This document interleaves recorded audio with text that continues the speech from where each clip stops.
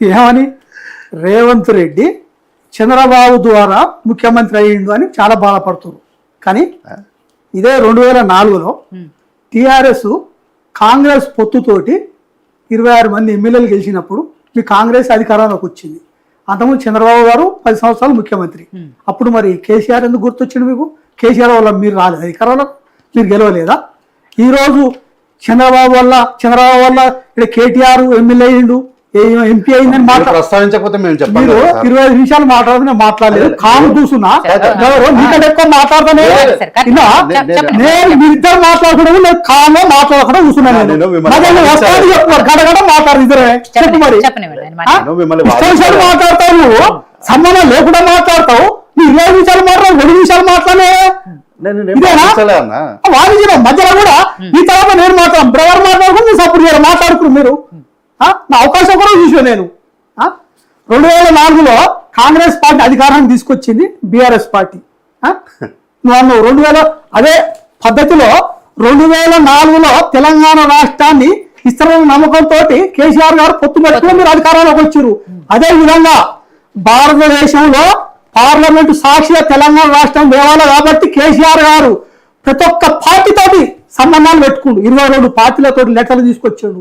అది BSP, Congress, TDP, రకరకాల పార్టీలు, అన్ని పార్టీలతో సహా వాళ్ళని కలిసి వాళ్ళతో లెటర్లు తీసుకొచ్చి పార్లమెంట్ సాక్షిగా తెలంగాణ రాష్ట్రాన్ని తీసుకొచ్చే భాగంలో 2004లో కాంగ్రెస్ తోటి పొత్తు పెట్టుకుని తెలంగాణ దేనికి. దాని తర్వాత 2009లో కూడా టీడీపీ తోటి పొత్తు పెట్టుకుంది కూడా తెలంగాణ దేనికే. అప్పటి వరకు చంద్రబాబు లెటర్ ఇవ్వలే, 2009 తర్వాత లెటర్ ఇచ్చిండు. ఎందుకు ఇచ్చిండు? కేసీఆర్ గారు ఏం చేసినా తెలంగాణ రాష్ట్రం సాధించనీకే, ఇన్ని అవమానాలు కూడా తెలంగాణ రాష్ట్రం సాధించనీకే. రేవంత్ రెడ్డి గారు కూడా ఫస్ట్ టిఆర్ఎస్ పార్టీలో పనిచేసిండండి, టిఆర్ఎస్ పార్టీలో పనిచేసిండు. కాదంటే కదా తెలంగాణ రాష్ట్రంలో డెవలప్మెంట్ కొరకు ప్రతి ఒక్కరు ఎవరు అధికారంలోకి వచ్చినా డెవలప్మెంట్ కొరకు పనిచేయాలని మేము కోరుకుంటున్నాం. ఇప్పుడు రేవంత్ రెడ్డి చంద్రబాబుతో దోస్తానే ఉంటే మేము కాదంటలేము, కానీ అతను చెప్పిన మాటలు ఉద్దేశించి మన మీద కేసు పెట్టిండు. కాబట్టి కేసీఆర్ ఫ్యామిలీని మనం ఇబ్బంది పెట్టాలనే కోణంలో తప్పు లేకుండా రకరకాల ఏ విధాన కేసులు పెట్టవచ్చు అనే ఉద్దేశంతో మొన్నటికి మొన్న మీరు మన రామోజీరావు అవార్డుల ఫంక్షన్లో కలుసుకున్నప్పుడు మనం లైవ్లో చూసినాం కదా. ఏం మాట్లాడుకోరు? ఇద్దరు గురు శిష్యులని పక్కలు చెప్పారు. చెప్పిన తర్వాత కూడా ఏం మాట్లాడుకోరు? గవర్నర్లు మీరు మాకు సహకరించాలి, ఉపరాష్ట్రపతి ఇంతకుముందు వెంకయ్యనాయుడు గారు ఉన్నారు, మాకు సహకరించారు, అదేవిధంగా మీరు సహకరించాలి అన్నాక గవర్నర్ క్లియరెన్స్ ఇచ్చింది కేటీఆర్ అరెస్ట్ చేయమని. అరెస్ట్ చేస్తే మేమేం బాధపడవు, చేయమనండి, అలా జరిగిన తప్పేం లేదు, మేము క్లియర్గా ఉన్నాం. అరెస్టులు కొత్త ఏం కాదు. నేను 4 సార్లు జైలు పోయినా, కేటీఆర్ రైల్వే కేసులో పోయిండు, రకరకాలుగా ప్రతి ఒక్కరు కాదు.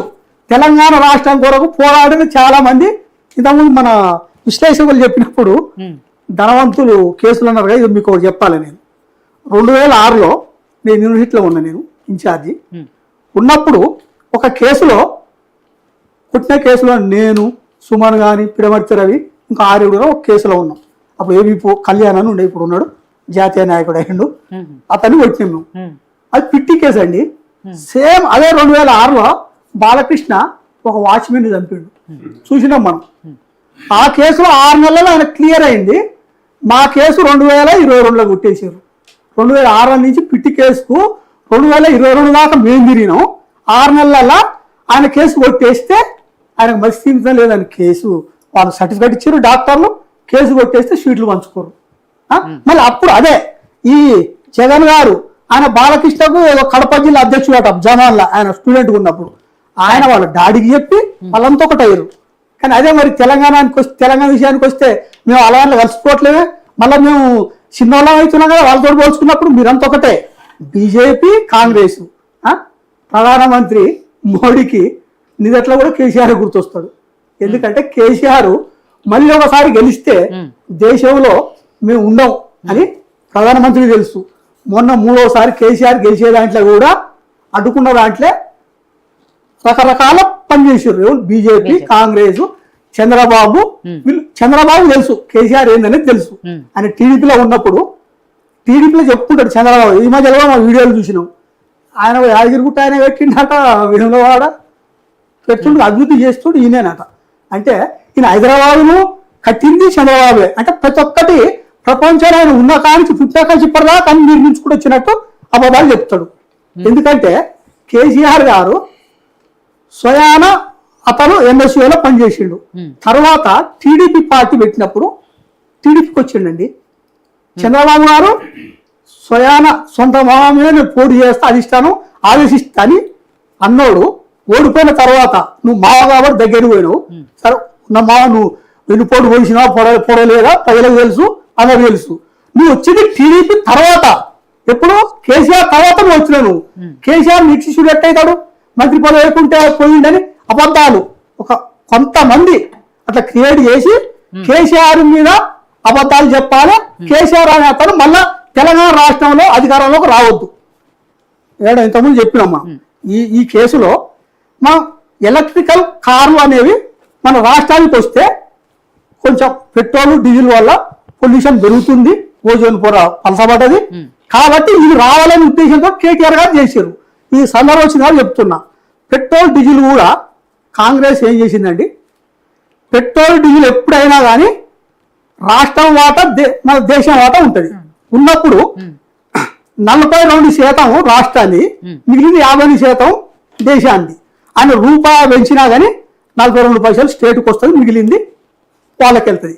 కానీ కాంగ్రెస్ ఏం చేసింది తెలుసా, లీటర్కు 4 రూపాయలు పెంచిందండి వాళ్ళ అధికారంలో ఉన్నప్పుడు.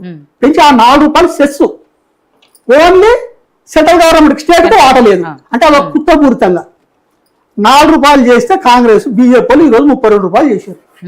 అప్పుడప్పుడు మనం చూస్తున్నాం కదా, మేము సెంట్రల్ గవర్నమెంట్ 9 రూపాయలు తగ్గించావు, మీరు ఎందుకు తగ్గిస్తలేరు, 32 రూపాయలు పెంచి 9 రూపాయలు తగ్గించావు. నీ అధికారం ఏమైనా 42, 50% రూపాయలు పెంచి తగ్గిస్తాను నీ చేతి ఉంది. సెస్ ఎవరు పెట్టారు, నువ్వు ఒక లీటర్కు 32 రూపాయలు సెస్ పెట్టి 9 రూపాయలు తగ్గిస్తా అంటున్నాడు. అంటే ఇట్లాంటి బయట పెట్టింది స్వయం కేసీఆర్ మాట్లాడి, హరీష్ రావు మాట్లాడి, కేటీఆర్ బీఆర్ఎస్ పార్టీ మాట్లాడింది. కాంగ్రెస్ ఇప్పుడు మాట్లాడలే. అంటే జాతీయ పార్టీలు రెండు ఒకటే. ఇప్పుడు